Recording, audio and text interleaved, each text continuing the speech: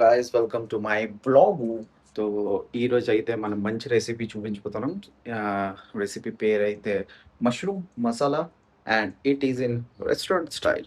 So ఆ restaurant style gravy and ఆ mushroom curry ఏదైతే మీరు మిస్ అయిపోతారో, సో మిస్ అవ్వకండి. ఈ మష్రూమ్ మసాలా చేసే ఇంగ్రీడియంట్స్ అయితే గ్రీన్ చిల్లీస్ కావాలి, 2 ఆనియన్స్ కావాలి, 3 tomatoes, mushroom, coconut and coriander leaves.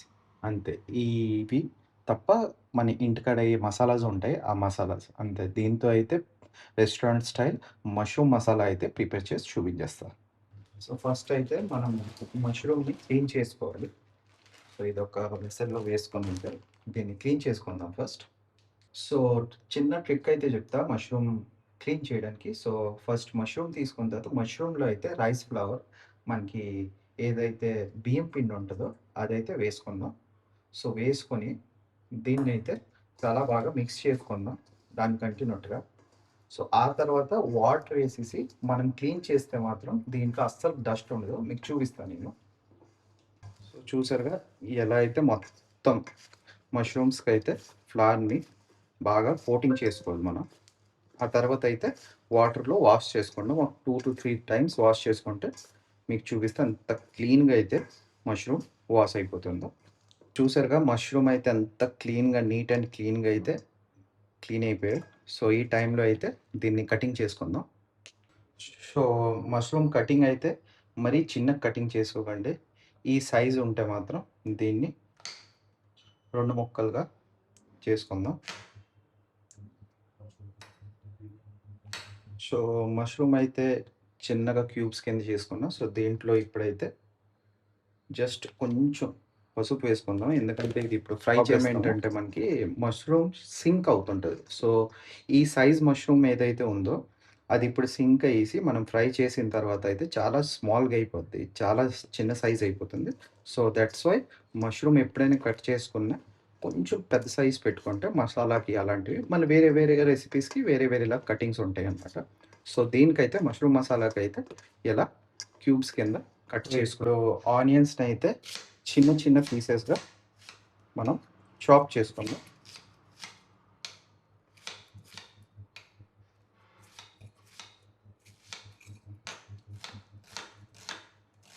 ఎంత చిన్నగా చాప్ చేస్తే అంత బావుంటది గ్రేవీకి. గ్రేవీలో అయితే ఆ మొత్తం సో టొమాటో అయితే మనం గ్రేవీ చేసుకుందాం. సో ఆ గ్రేవీకి అయితే స్లైసెస్ కట్ చేసుకుందాం. ఇది పేస్ట్ చేసుకోవాలి మనం గ్రైండర్‌లో.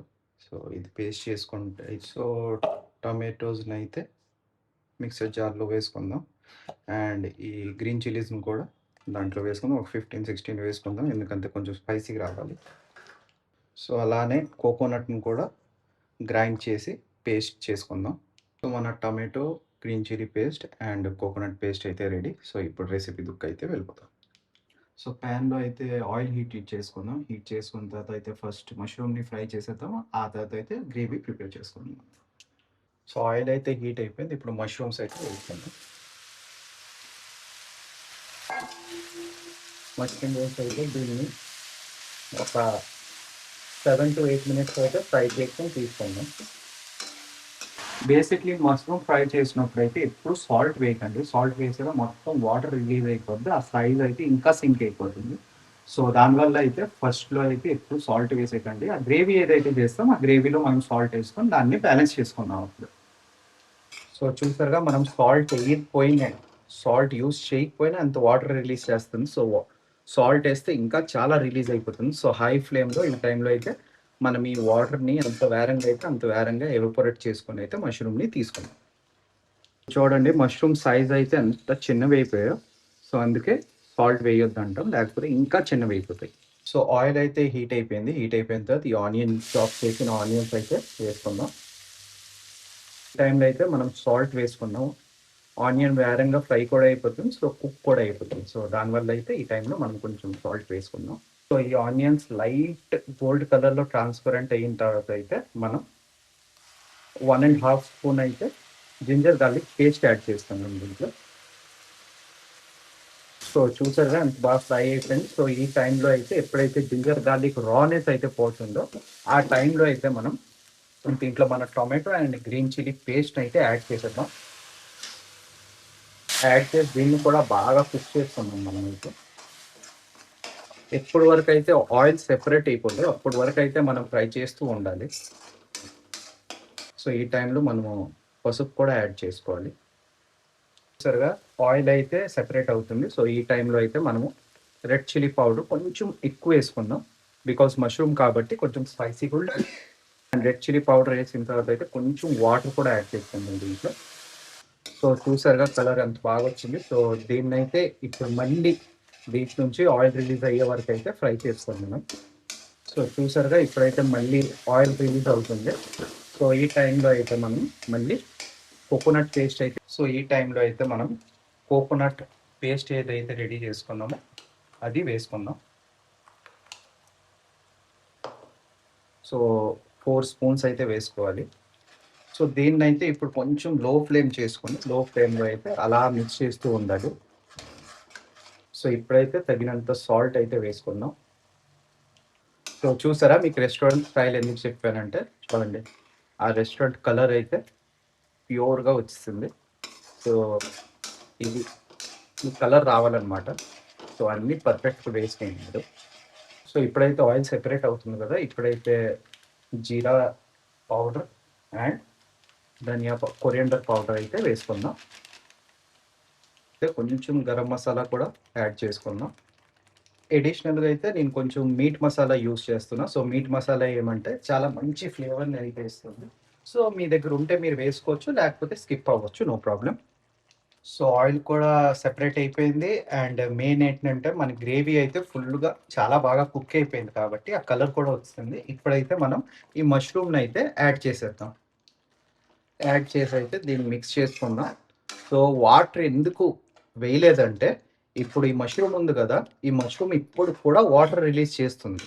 మనము ఒక 5 to 7 మినిట్స్ దీన్ని అయితే ఇప్పుడు కుక్ చేస్తాము. సో ఆ కుక్ చేసినప్పుడు మళ్ళీ అది వాటర్ రిలీజ్ చేస్తుంది.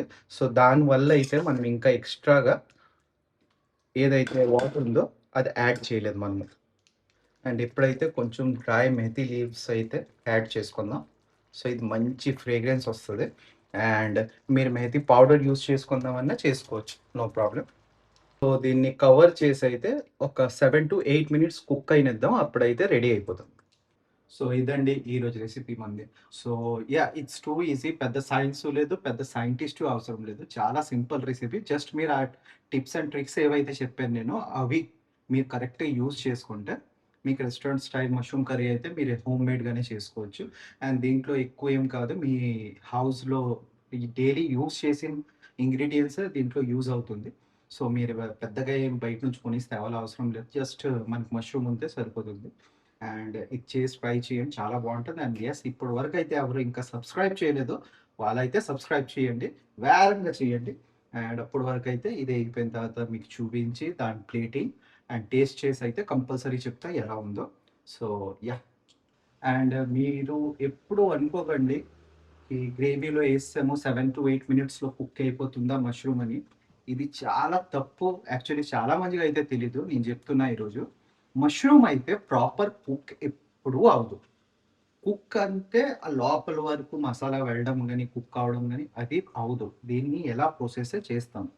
అండ్ మష్రూమ్ ఒకటి, పన్నీర్ ఒకటి. They are never cooked very well. అవి ఎప్పుడు అంత బాగా కుక్ అవ్వదు. అది యాక్చువల్‌గా ఏంటంటే దాన్ని కొంచెం బ్లాంచ్ చేసైనా, ఫ్రై చేసైనా మనం గ్రేవీలో ఏస్తాం. సో ఆ గ్రేవీ టేస్ట్ బట్టి ఆ మష్రూమ్ అయినా, పన్నీర్ అయినా మనకు టేస్టీ అనిపిస్తుంది. సో ఇది గుర్తుంచుకోండి. వాటర్ పోసి కుక్ చేద్దాం అనుకుంటే మాత్రం కుక్ అవ్వదు. అవి ఇంకా సింక్ అయిపోతాయి తప్ప కుక్ మాత్రం అవ్వదు.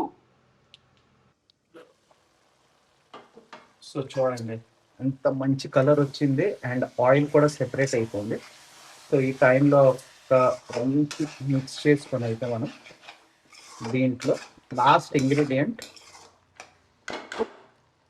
ఏదైతే టేస్ట్ పెంచేస్తుంది, సో కొత్తిమీర అయితే వేసుకుందాం. And your rest.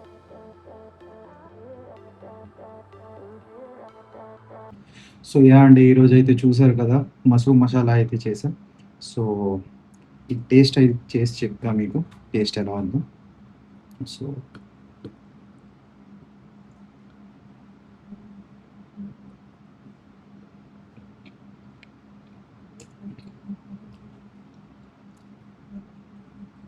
చాలా అంటే చాలా బావుంది. లైక్ మటన్ పీసెస్ తిన్నట్టుగా ఉంది. సో, ఇదైతే ఇంటికి ట్రై చేయండి. ట్రై చేసి అయితే తినండి. అండ్ ఫ్యామిలీతో షేర్ చేయండి ఈ రెసిపీని. చాలా చాలా బావుంటది. So, yeah! అండ్ ఇంకా ఎవరైతే సబ్స్క్రైబ్ చేయలేదో వాళ్ళైతే సబ్స్క్రైబ్ చేసుకోండి. బికాజ్ నెక్స్ట్ ఇంకా మంచి మంచి రెసిపీస్‌తో అయితే వస్తా. And thank you for watching. And ఎవరైతే సబ్స్క్రైబ్ చేసారో వాళ్ళకైతే చాలా thanks. Take care, stay safe and yeah! Peace out. Bye. తినేద్దాం.